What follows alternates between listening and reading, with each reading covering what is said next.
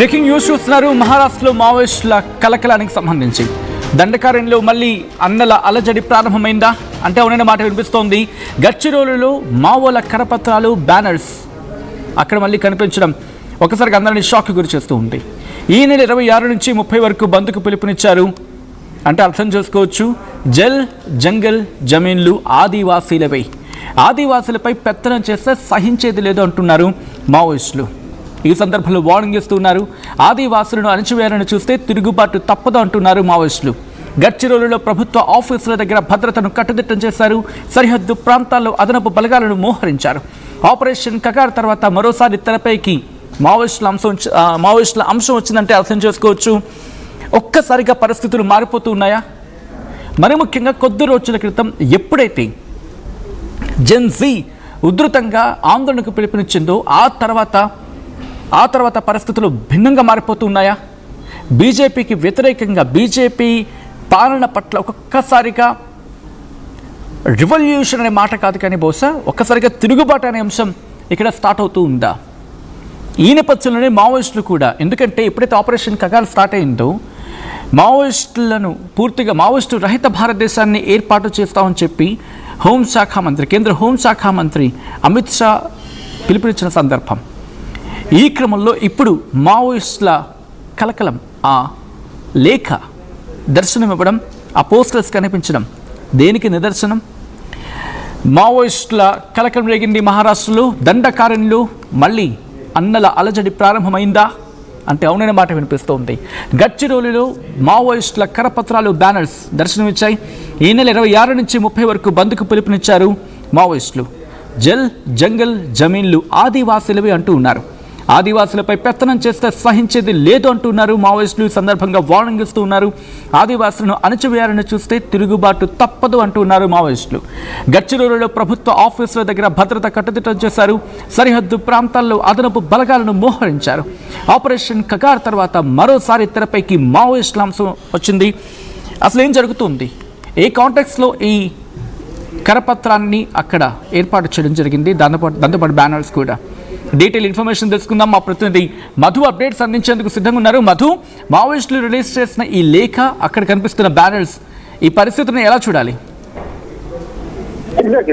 Operation Kagar తర్వాత పూర్తి స్థాయిలో సంబంధించిన మావోయిస్టు కార్యకలాపాలు దాదాపు జీరో అయ్యాయి. అంటే ఎక్కడ ఎన్కౌంటర్లు కానీ, ఎదురు కాల్పులు కానీ, తర్వాత నక్సల్స్ సంబంధించినటువంటి మూవ్మెంట్ కానీ పెద్దగా కనపడలేదు. ఎందుకంటే ప్రభుత్వం చాలా ఇనిషియేటివ్ గా తీసుకుంది. చాలా ప్రతిష్టాత్మకంగా దేశవ్యాప్తంగా ఉన్నటువంటి నక్సల్స్ లొంగిపోవాలి అనేటువంటి పిలుపునిచ్చింది. లొంగిపోయినటువంటి వారికి హెచ్చరికలు జారీ చేసింది. ఒకవేళ జనజీవన సమంతిలో కలవాలనుకున్నటువంటి వారికి బెనిఫిట్స్, అంటే వారికి ఇవ్వాల్సినటువంటి రివార్డ్స్ అని కూడా వారికే ఇచ్చి వాళ్ళ సమాజంలో మళ్ళీ నిలబడేలాగా వారికి ఏదో ఒక ఆర్థిక చేతను ఇచ్చే ప్రయత్నం చేసింది. కనపడలేదు.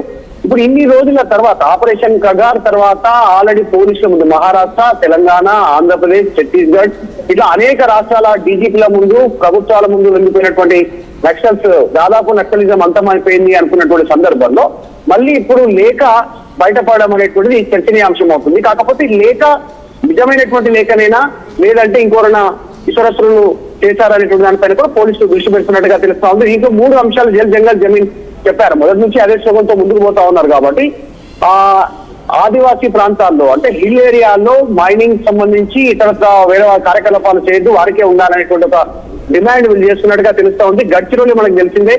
గడ్చిరోలి జిల్లా అనేటువంటిది మావోయిస్టుల పట్టు ఉన్నటువంటి ప్రాంతం. అక్కడ ఎన్నో అటాక్ చేశారు పోలీసు వాహనాల పైన, పోలీసుల పైన, ప్రభుత్వ కార్యాలయాల పైన. కాబట్టి కాస్త మళ్ళీ అలర్ట్ అయ్యారు ప్రభుత్వాలు, పోలీసులు అలర్ట్ అయ్యారు.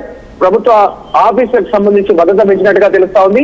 ఇది చాలా రోజుల తర్వాత మళ్ళీ మావోయిస్టు పేరిట లేఖ రావడం అనేటువంటి కాస్త ఆందోళన కొనసాగించింది. నిజంగానే ఇది మావోయిస్టులు ఇంకా ఉన్నారా?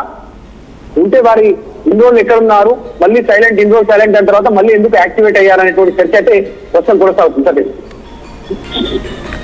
రైట్. అంటే ఇప్పుడు ఈ పరిణామాన్ని, ఎందుకంటే మీరు అన్నట్టుగా చాలా రోజుల తర్వాత operation Kagar, if I'm not wrong 2026 ending కల్లా, అంటే మిడ్ ఆఫ్ 2026 అనుకున్నారు, బట్ 2026 ఎండింగ్ కల్లా దీన్ని పూర్తిగా మావోయిస్టు రహిత భారతదేశంగా ఇటు భారత్ను ఏర్పాటు చేయాలి అని చెప్పి కంకణం కట్టుకుంది అనుకోవాలి కేంద్ర ప్రభుత్వం. ఇది వాళ్ళు ఇచ్చిన అఫీషియల్ స్టేట్మెంటే.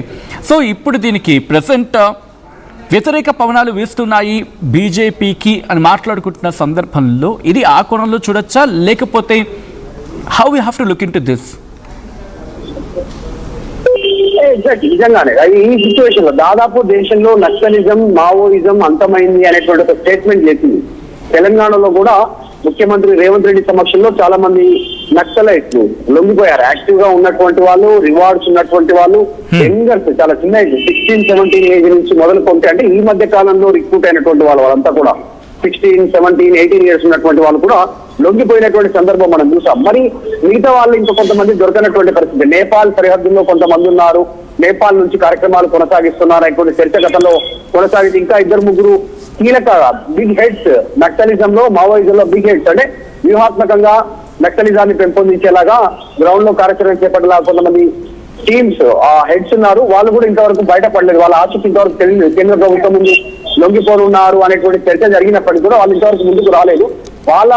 వాళ్ళు మళ్ళీ మూవ్మెంట్ స్టార్ట్ చేశారా, గ్రౌండ్ యాక్టివిటీకి సంబంధించి కొంతమంది ఉన్న యాక్టివేట్ చేశారా అనేటువంటి చర్చ అయితే కొనసాగుతోంది. ఇది ఎగ్జాక్ట్లీ బీజేపీకి వ్యతిరేకం అని చెప్పడానికి కూడా కాకుండా ఒకటే దేశవ్యాప్తంగా ఎలాంటి స్టేట్మెంట్ ఇవ్వలేదు. కేవలం ఒక ప్రాంతంలో జంగల్ జమీన్ అనేటువంటి, అంటే ఆదివాసీల హక్కుల గురించి మాట్లాడారు. మేబీ స్థానికంగా అక్కడ ఎవరైనా ఇన్ఫ్లుయెన్స్ అయిన వాళ్ళ నిజంగానే మావోయిస్టుల వాళ్ళ అనేటువంటి దానిపైన దృష్టి పెడతా ఉన్నారు. కానీ ప్రభుత్వం అలర్ట్ అయింది నేతలకు సంబంధించి, సో మరింతగా కీలకంగా దృష్టి పెట్టేటువంటి అవకాశం అయితే కనిపిస్తా ఉంది మహారాష్ట్రకు సంబంధించి. Alright, thanks for the update Madhu. Another big breaking news చూస్తున్నారు. మహారాష్ట్రలో మావోయిస్టుల కలకలం రేగింది. దండకారణ్యంలో మళ్ళీ అన్నల అలజడి రేగింది. గడ్చిరోలిలో వెలిసాయి మావోయిస్టుల కరపత్రాలు, బ్యానర్స్. ఈ నెల 26 నుంచి 30 వరకు బంద్కు పిలుపునిచ్చారు మావోయిస్టులు. జంగల్ జమీన్లు ఆదివాసులవే అంటూ ఉన్నారు.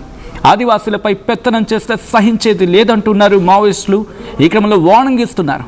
ఆదివాసులను అణచివేయాలని చూస్తే తిరుగుబాటు తప్పదు అంటూ కూడా మావోయిస్టులు వార్నింగ్ ఇస్తుంటే అర్థం చేసుకోవచ్చు. గడ్చిరోలులో ప్రభుత్వ ఆఫీసుల దగ్గర ఇప్పటికే భద్రతను కట్టుదిట్టం చేశారు అధికారులు.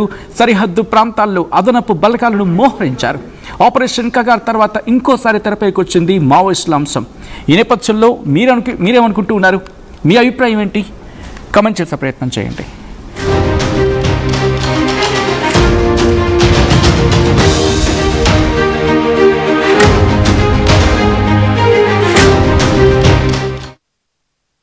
ఏం కొన్నావురా? అమ్మకి 10, అత్తమ్మకి 6, అమ్మమ్మకి 4 కేజీలు చీరలు మావా.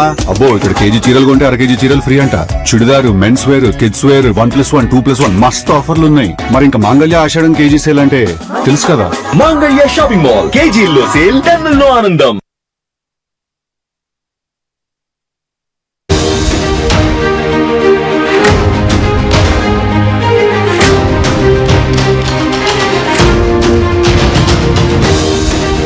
Breaking news